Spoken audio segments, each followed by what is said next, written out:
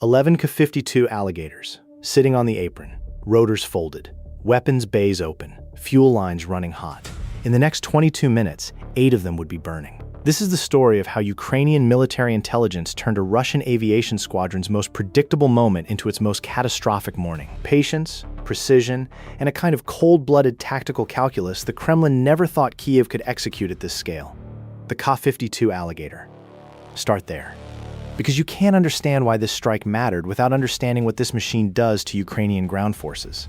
The Ka-52 is Russia's premier attack helicopter. Coaxial twin rotor, no tail rotor, just 2 sets of blades spinning in opposite directions above the fuselage.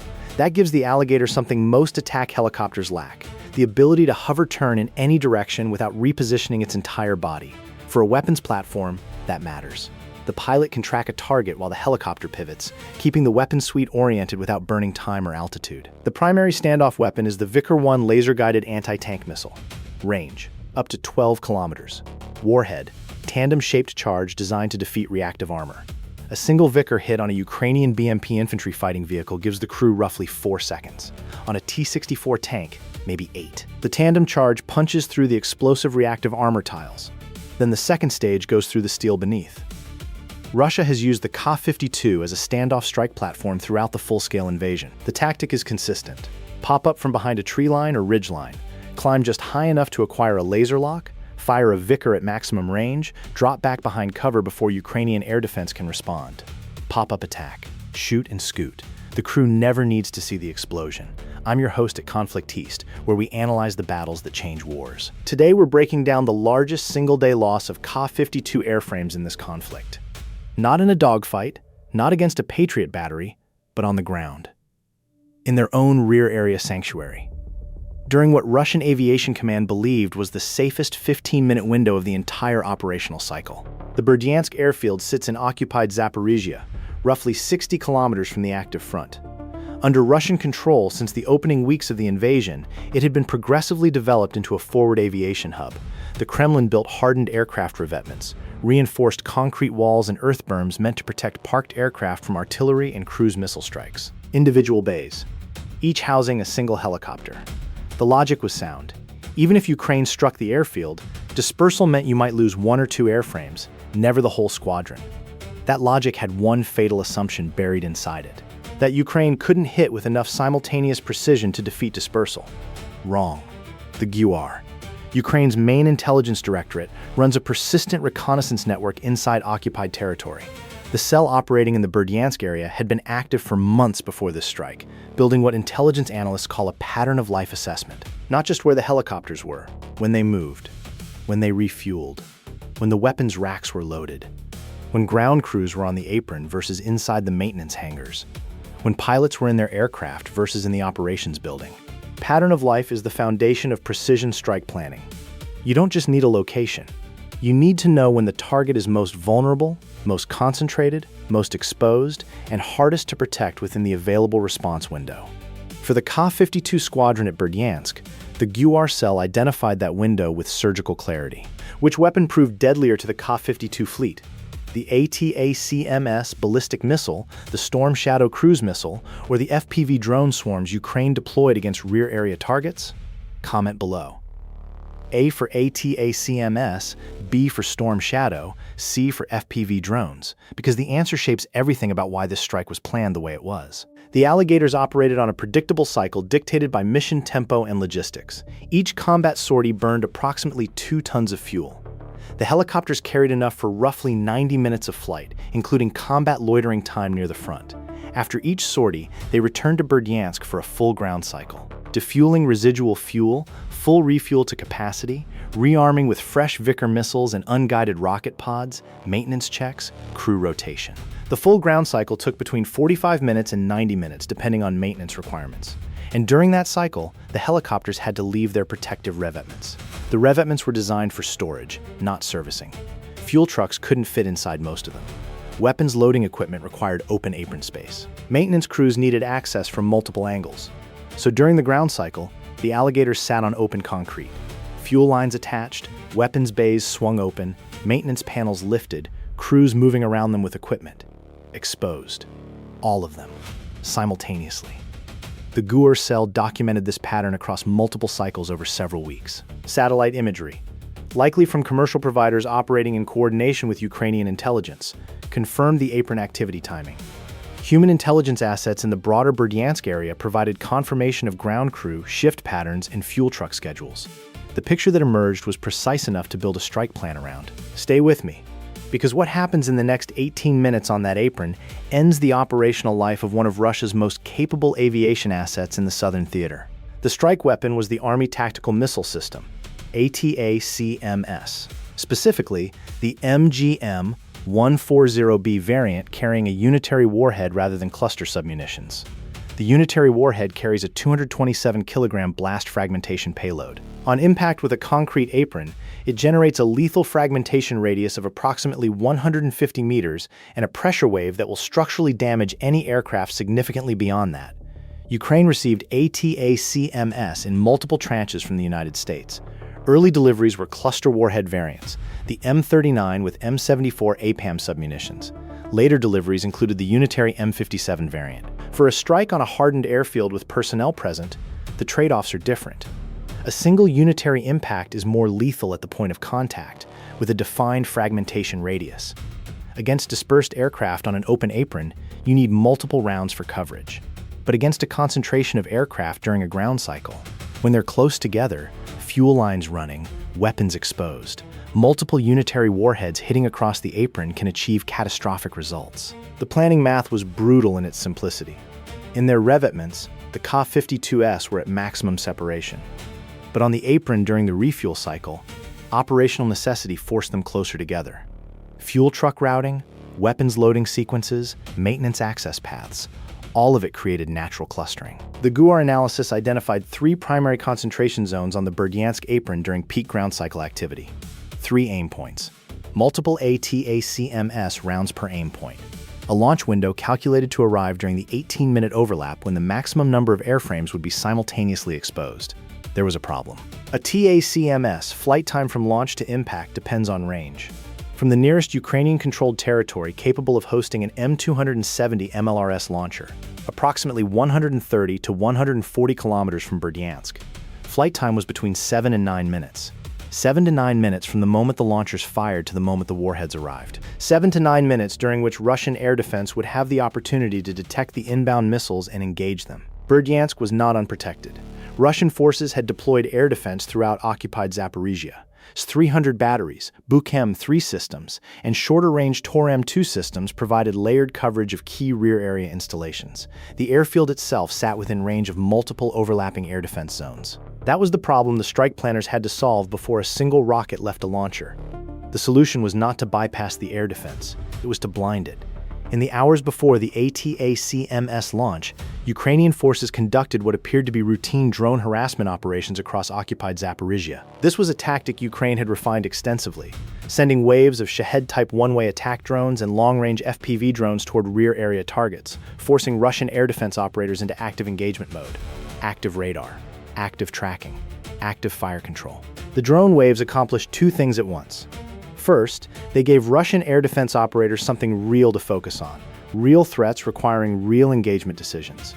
The operators were cycling through tracks, committing intercept missiles, managing battery states. Second, Ukrainian electronic warfare teams were using the engagement period to map the precise positions and emission signatures of every active Russian air defense radar in the target area. Ukrainian EW capability had advanced significantly through the conflict, passively locating a radar by its emissions, direction finding against the radar's own transmissions, had become a core Ukrainian competency. When Russian air defense operators activated their systems to engage the drone waves, they were broadcasting their positions to Ukrainian collection systems. The picture built in real time. Radar here. Battery there. Coverage gaps mapped. Response time estimated from track-to-fire sequences observed during the drone engagements. The ATACMS launch window was selected to coincide with the moment when multiple Russian air defense batteries had expended significant portions of their ready intercept missile loads against the drone waves, depleted batteries, tired operators, and an 18-minute window on the Berdyansk apron when 11 Ka-52s would be sitting in the open. How many Ka-52 Alligators did Ukraine destroy in this strike? A. 4 airframes, B. 8 airframes, C. 11 airframes? The answer is coming. Stay with the full breakdown. The M270 systems conducting the strike were positioned in pre-surveyed firing positions that Ukrainian forces had developed over months of operational planning. Multiple launchers, each capable of carrying 2 ATACMS rounds. The targeting data had been loaded and cross-checked against the most current imagery of the Berdyansk apron. Launch time was selected for early morning, before full daylight, during the period when Russian air defense operators were statistically most likely to be at degraded alertness, and when the Ka-52 morning sortie ground cycle was most reliably concentrated. The launchers fired. A TACMS does not follow a flat trajectory. It climbs, reaching altitudes above 30 kilometers at the apex of its ballistic arc, before plunging toward the target at hypersonic terminal velocity. The climb phase takes the missile rapidly above the engagement envelope of shorter-range air defense systems. At altitude, it presents a challenging detection problem for systems optimized for cruise missile intercept. In terminal phase, the speed, approximately Mach 3 or higher, gives intercept systems only seconds to respond. Multiple rounds in the air, staggered aim points. The first warhead impacting the northern end of the apron, where satellite imagery had consistently shown the highest concentration of aircraft during morning ground cycles. 2 seconds later, a second impact near the fuel truck staging area on the western apron edge. 3 seconds after that, a third impact near the main weapons loading zone. Subscribe to ConflictEast if you want to understand how modern warfare actually works. Because what happened on that apron in the next 45 seconds is a masterclass in how precision fires combined with intelligence preparation can eliminate a capability Russia thought was beyond Ukrainian reach. The fragmentation patterns from 3 near-simultaneous unitary warhead detonations on concrete created overlapping lethal zones covering the majority of exposed surface area where the Ka-52s were positioned during servicing. The first warhead detonated 18 meters from the nearest aircraft. At that range, the fragmentation envelope. Steel fragments traveling at velocities exceeding 1,000 meters per second, punched through rotor blades, fuel cells, avionics bays, and airframe skin. A helicopter that has taken fragmentation hits to its fuel system is not just damaged. The fuel, JP-8, atomized by the impact and ignited by the fragments, becomes the secondary weapon. The Ka-52 began burning from the inside. The fuel truck servicing the aircraft at the northern cluster was hit by the same fragmentation wave. A fully loaded aviation fuel truck carries several thousand liters of fuel. When it was struck, the secondary explosion was visible from 6 kilometers away, according to witnesses. The second warhead hit the western apron edge at the moment. Fuel trucks had repositioned to service the next aircraft in sequence. 3 fuel vehicles were within the lethal radius. All 3 burned. The burning fuel spread across the concrete, and the 2 Ka-52s nearest the fuel staging area, awaiting rearming, were engulfed within seconds. The third warhead landed closest to the weapons loading area. Ka-52s in the arming configuration have their weapons bays opened outward. Pylons swung clear of the fuselage to allow loading crews access to the hardpoints. Vickers missiles, partially loaded on exposed pylons, were within the fragmentation radius. The Vickers warhead is a shaped charge, relatively insensitive to fragmentation impact from the side in its safe configuration. But the rocket motor is not. When fragments hit the propulsion section of a partially loaded Vickers, the motor ignited. Not in a controlled launch, but in a catastrophic explosion that took the aircraft's pylon and a significant portion of the wing hardpoint structure with it. 22 minutes. That was the total elapsed time from first impact to the moment Russian emergency response teams began arriving at the airfield perimeter. In those 22 minutes, the Berdyansk Ka-52 Squadron ceased to exist as a functional combat aviation unit.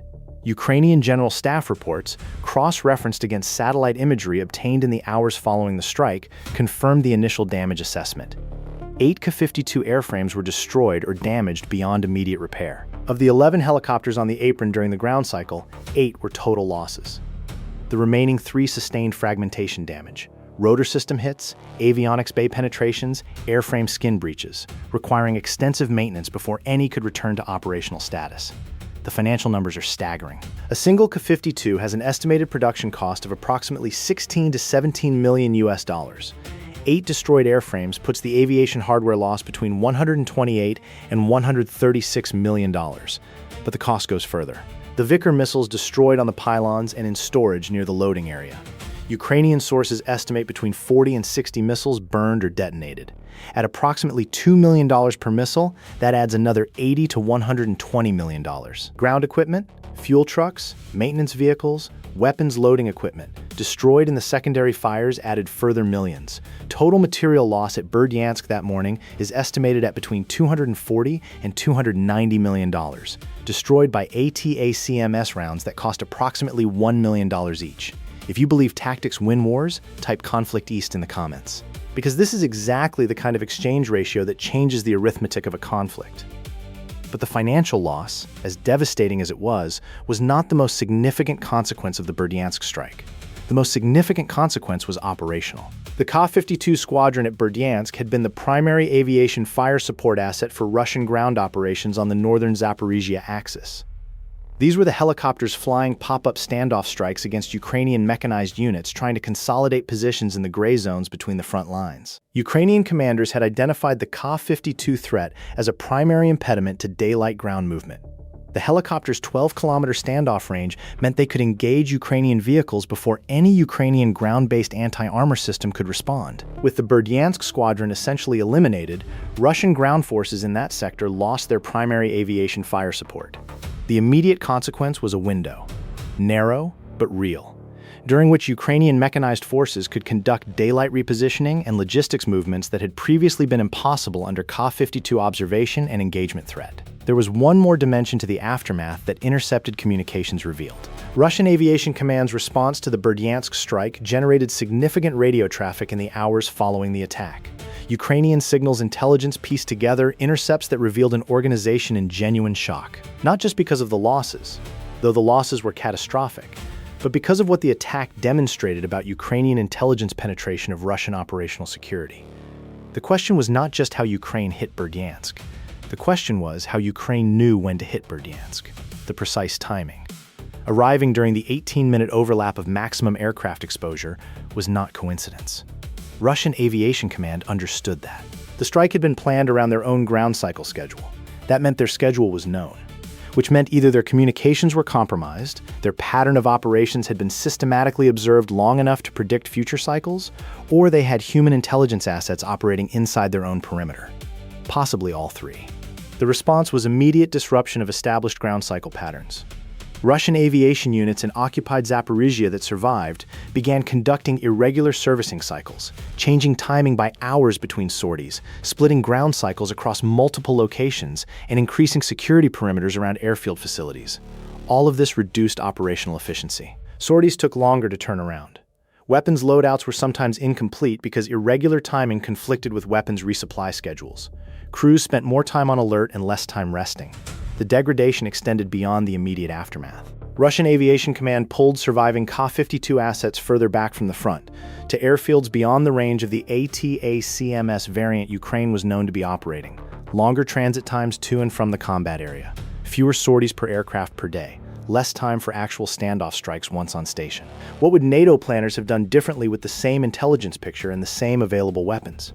Drop your analysis in the comments, because there are genuinely multiple schools of thought on whether this strike should have gone deeper into Russian aviation infrastructure rather than hitting the forward squadron. The deeper question, the one Russian Aviation Command was still wrestling with in the days after the strike, was whether any operational pattern could be secured against this type of attack. The answer is largely no. And that is one of the most important tactical lessons from Berdyansk. Military aviation requires logistics. Logistics require pattern. Fuel arrives on schedule. Weapons are loaded on a cycle that matches the sortie schedule. Maintenance happens within defined windows based on flight hours. All of this creates observable patterns. And observable patterns against an adversary with the intelligence collection capabilities Ukraine has developed. Human networks, satellite imagery, signals intelligence become targeting data. The traditional answer is dispersal and hardening. Put aircraft in hardened shelters. Keep them spread out. But dispersal and hardening solve the problem of surviving a single point of impact. They do not solve the problem of simultaneous multi-point precision fire. If an adversary can place multiple precision warheads across an airfield apron within seconds, dispersal just means you need more aim points, not that you achieve safety. Russia's hardened revetments at Berdyansk protected the Ka-52S during storage and between operational cycles. But the logistics requirement forced the aircraft into the open on a predictable schedule. And on that schedule, the hardening was irrelevant. The broader lesson concerns rear area security in this conflict. Russia entered the full-scale invasion, assuming that distance between the front line and major rear area installations provided inherent protection. That assumption died at multiple ammunition depots, railway junctions, and fuel storage facilities in the first 18 months. It died again at Berdyansk. The strike changed how both sides approach aviation force protection. Ukraine demonstrated that ATACMS, combined with precise intelligence preparation, can strike defended airfields in occupied territory and achieve devastating results against assets Russian command considered protected by both distance and physical hardening.